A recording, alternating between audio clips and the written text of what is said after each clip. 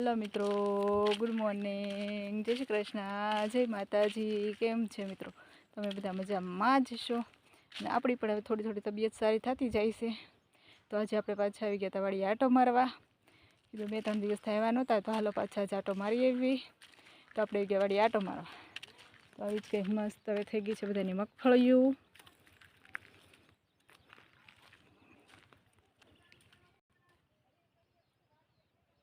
જો ઘાસ કેટલું મસ્તીનું થઈ ગયું છે, જેમ સેવડીનો વાળ ઊભો હોય એમાં ઘાસ ઊભું છે.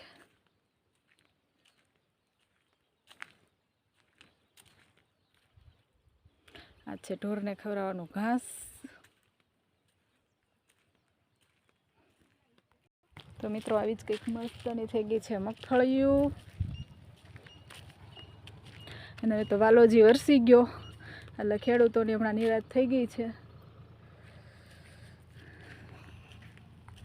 અને આવા કંઈક મસ્તીના થઈ ગયા છે કપાસ, કારણ કે હવે વરસાદ થઈ ગયો એટલે કપાસને પણ પાણી મળી ગયું એટલે કપાસ પણ મસ્ત થઈ ગયા છે. અને આવું જ કંઈક આજનો પાછો વરસાદી માહોલ થતો હશે. ગરમી ને ઉકળાટ બહુ છે એટલે મારાસ વધારશે એવું લાગે છે. અને આ જો માતા જ ખેડૂતોને હેરાન કરવા માટે ઉપડી ગઈશ.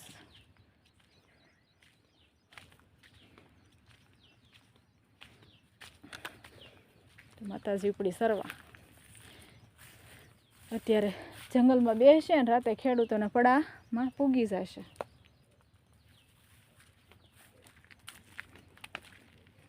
તો આવું જ કંઈક આજે વરસાદી વાતાવરણ થઈ ગયું છે ને ગરમીને ઉકળાટ તો એટલો છે કે ન પૂછો વાત.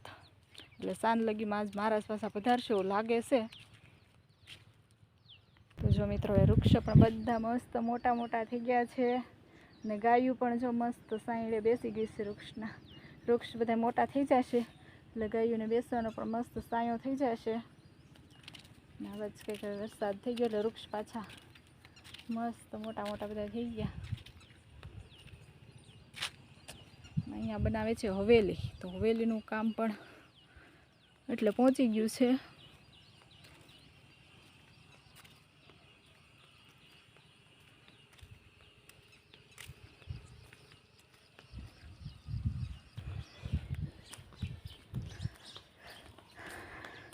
થાકી જાય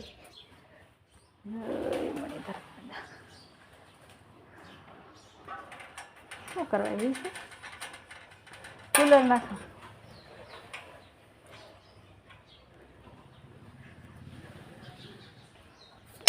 મણિધર દાદા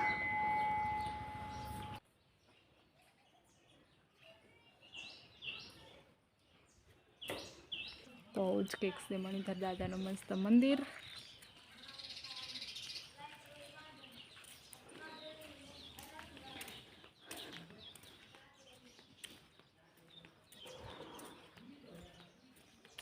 કરીને પણ મસ્ત પૂળા ખીલી ગયા છે.